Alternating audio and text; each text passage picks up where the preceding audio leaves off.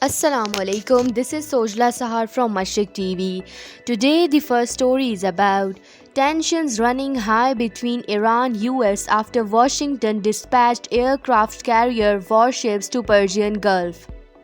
Iran's elite Revolutionary Guard Corps on Friday unveiled an underground anti-ship missile base along the shores of the Persian Gulf to the country's south amid heightened tensions in the region. Islamic Revolutionary Guard Corps Chief General Hussein Salami said at the inauguration ceremony that the objective of the missile base in Hormozgan province was to protect country's territorial integrity and sovereignty.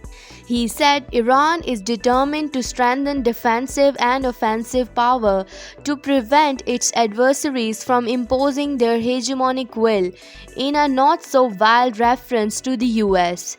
This came amid escalating tensions between Iran and the US after Washington dispatched warships to the Gulf and ordered aircraft carrier Nimitz to remain in the region, while strategic B-52 bombers also approached Iranian airspace above the Gulf multiple times over the last month. Our next story is about Sri Vijaya airplane disappears from radars shortly after takeoff. A Sri Vijaya airplane with more than 50 people on board lost contact after taking off from Indonesian capital Jakarta on Saturday en route to Pontianak in West Kalimantan province, local media reported. Reliable tracking service Flight Radar 24 said on its Twitter feed that flight SJ-182 lost more than 10,000 feet of altitude in less than 1 minute, about 4 minutes after departure from Jakarta. Our next story is about Reconciliation Council leadership approves guideline for talks.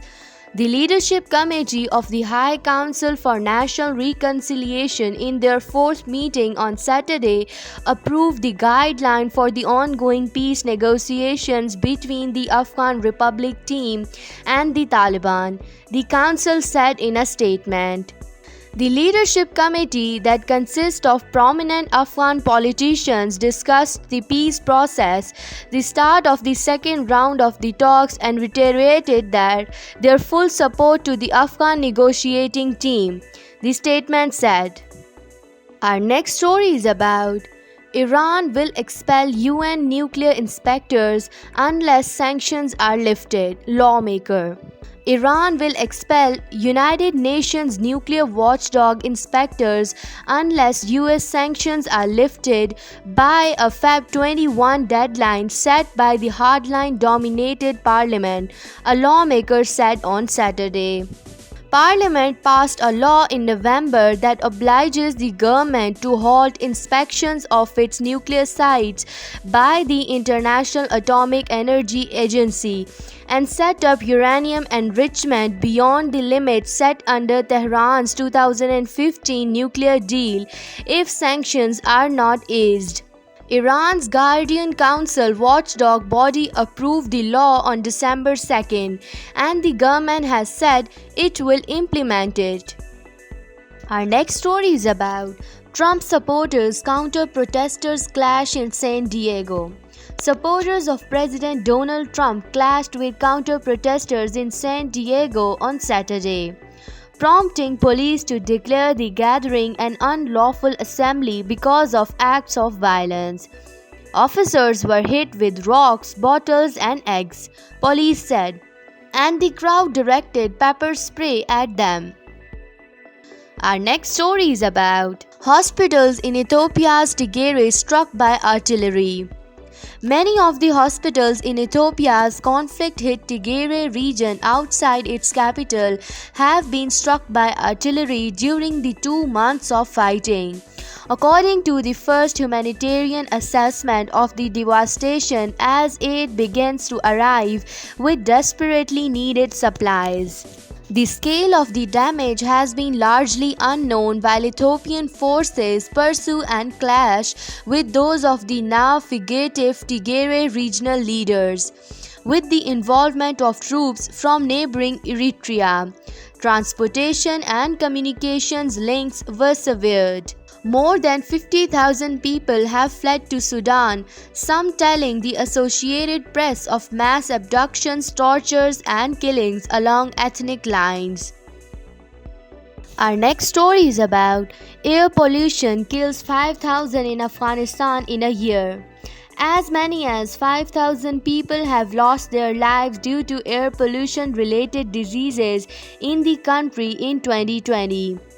2,900 of them due to respiratory diseases and 2,073 people due to heart diseases, according to figures by the Ministry of Public Health. Air pollution remains a big challenge for those living in cities, especially Kabul, where one government-owned hospital, the Wazir Akbar Khan Hospital, has over 100 patients on a daily basis who suffer from air pollution-related diseases based on figures provided by doctors.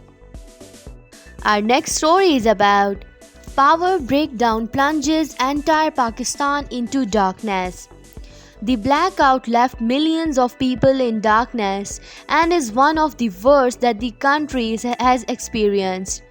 Pakistan's national power grid has experienced a major breakdown, leaving millions of people in darkness, government officials said.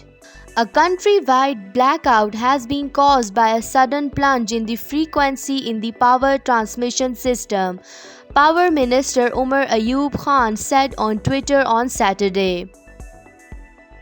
Our next story is about oil logs weekly gain on Saudi output cut rises high.